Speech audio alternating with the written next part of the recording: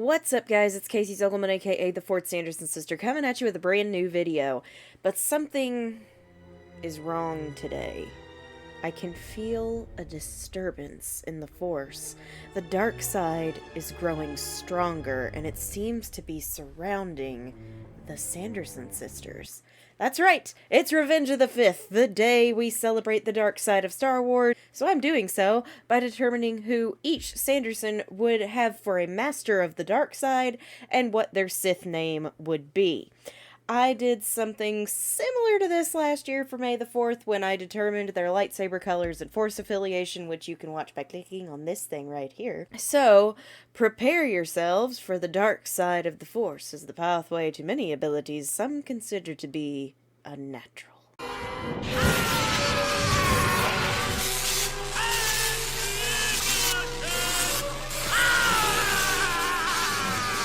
Let's begin with Winifred Sanderson, as I did last year. She's aggressive, she has a bad temper, she is very powerful, and she has a tight bond with her siblings.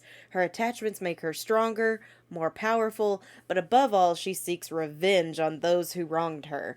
Anything can make her fly off the handle, especially the mention of her old enemy, Reverend Trask. However, she can be cool and calculated when it comes to forming plans. She seizes control of all situations without argument. The Sith Master for Winifred is none other than Darth Maul. Darth Maul shares a lot of her traits like anger and thirst for revenge. Like Winifred, he possesses a strong hatred for his mortal enemy, Kenobi. Kenobi! He would teach her how to channel that hatred into the dark side to fuel her power. They would bond over their mutual hatred of their enemies. Maul is a very skilled fighter, and with Winifred's knowledge of magic, he could train her to expand such power into physical combat. I'm not saying she'd be like an expert swordsman like him, but he would have a great interest in her. Not to mention, Darth Maul comes from the planet of Dathomir, home to the Night Sisters and Night Brothers. Night Sisters were adept at conjuring black magic, just like Winifred. Night Brothers were mostly used for mating, but Maul was born with a strong connection to the Force and raised to use the dark side. Kind of how Winifred was raised to use her magic for evil. He also ran the criminal underworld for quite a long time after coming back from seemingly the dead. That's another thing they have in common. and he was quite the criminal syndicate. He even basically he overthrew Mandalore and killed the ruler, Duchess Satine, in front of Obi-Wan. Kind of feels like how Winifred took Trask's daughter to get rid of her. So, you know, but they have one more commonality between them. Siblings. Maul has a brother called Savage Opress, and he took him under his wing as his apprentice. He cared for Savage, but not in the normal brotherly way you would be used to. He was constantly scolding him and punishing him for his failures. Sound familiar? Children! Hold me? What a pretty spider. Let me make one thing perfectly clear. I'll have your guts for garters, girl! Confound you! Come on. Oh, we're just one child. She may not always show it, but when her sisters are in danger, Winifred cares deeply. Maul went through the same thing when Sidious came for him and his brother. Darth Maul would be the perfect Sith Master for Winifred. Now for her Sith Lord moniker. I thought about what put Winifred on her path to the dark side and found the Latin word for banishment. Her banishment from Salem is what began her journey into the darkness, so her proper Sith name is Darth Exilium. She would take that moniker as her own to keep her connection to what made her into the evil witch she has become. Her bright red lightsaber and green lightning would strike fear into the heart of many as she stands by her master's side. Moving on to our next Sith apprentice, we come to Mary Sanderson. Mary's a bit different when it comes to her personality. when compared to Winifred. She follows orders without question. She's ready to do the dirty work for Winifred without a second thought. She's savage when she needs to be, and normally she's very calm and level-headed. She prefers to talk things down instead of resorting to combat. Her lust for revenge isn't as palpable as her sister's, but she believes in the cause. She can be persuaded to do things she may not want to do at first. The Sith Master who would be able to teach her properly would be Darth Tyrannus, aka Count Dooku. Dooku is a special case, as he had once been a proud member of the Jedi Order. He believed in the Jedi and what they stood for until things started to change. He noticed the arrogance of the Council. He became obsessed with the prophecy about the Chosen One, and he cared more about politics than peacekeeping after a while. He left the Order to take on the title of Count when it was left to him from his family, but secretly he had been taken into the apprenticeship of Darth Sidious. He was promised power, but above all, peace for the galaxy. Dooku tends to be more behind the scenes than on the scene fighting.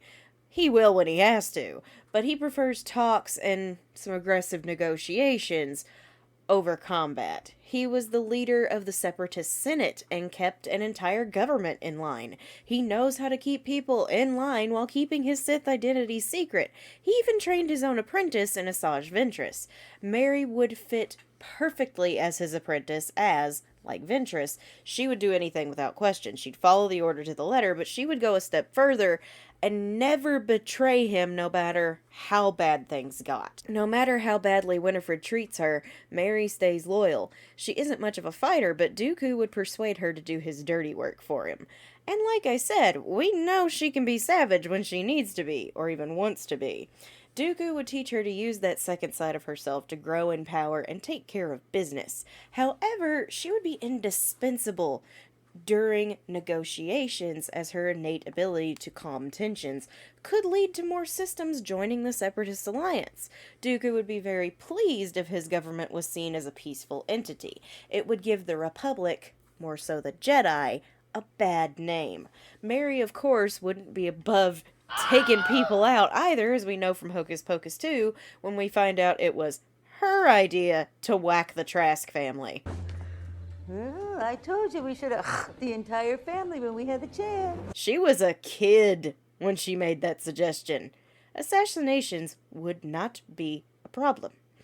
As for her Sith Lord name, I decided to stick with the Latin language, and I looked up a few words for caretaker and diplomat, landing on the Latin word for steward. Mary's Sith Lord moniker is Darth Dispensator. It gives nod to her role in the Sanderson family as the caretaker, while also the word kind of pays tribute to dispensing someone. With Count Dooku for a master, Mary would quickly rise in the ranks to possibly create that new republic the Separatist Alliance wanted so badly. Now last and frankly the most difficult sister to place is Sarah Sanderson.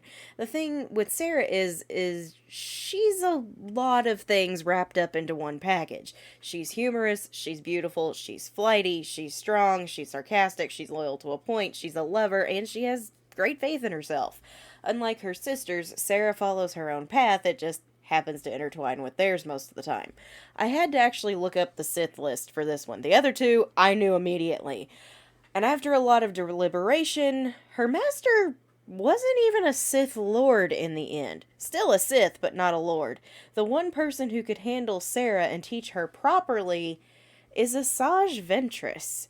Hear me out on this one. I know she's not a proper Sith, and I know she technically doesn't stay a Sith, but follow me.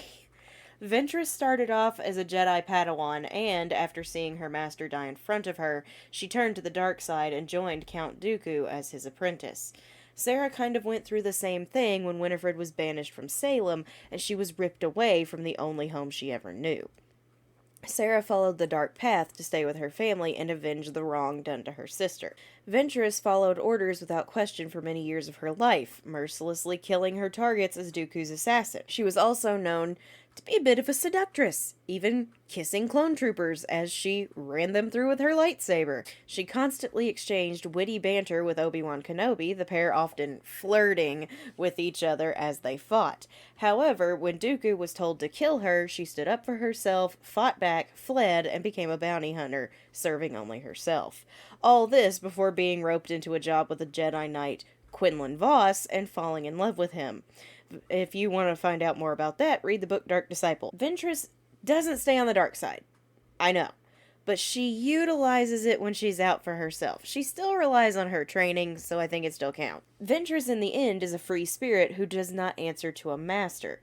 Ventress, like Maul, also hails from Dathomir, and she is a Night Sister, a powerful witch. Sarah would be perfect with her. She would be the perfect apprentice for Asajj because she too is a free spirit. Sarah would learn so much from Asajj that she needs to know. Sarah would become a very powerful Sith assassin with someone who knows her worth and treats her like she matters. Sarah has trouble standing up for herself until she's pushed too far, much like Ventress was.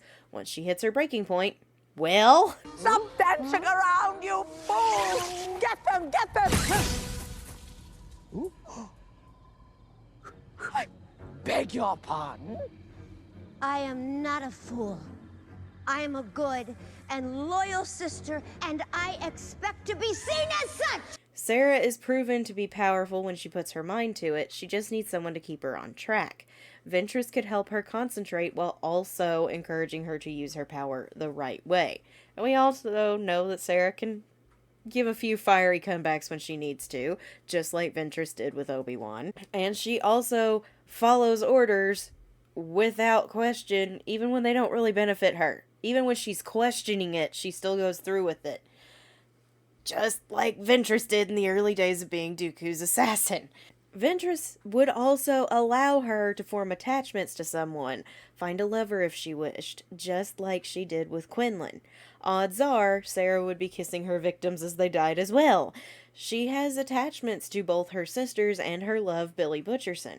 The great betrayal Sarah would have endured would come from Billy's death at the hands of Winifred, finally pushing her over the edge of anger into the dark side. If Ventress ran off, Sarah wouldn't be discouraged, as she'd have been taught to stand on her own 2 feet.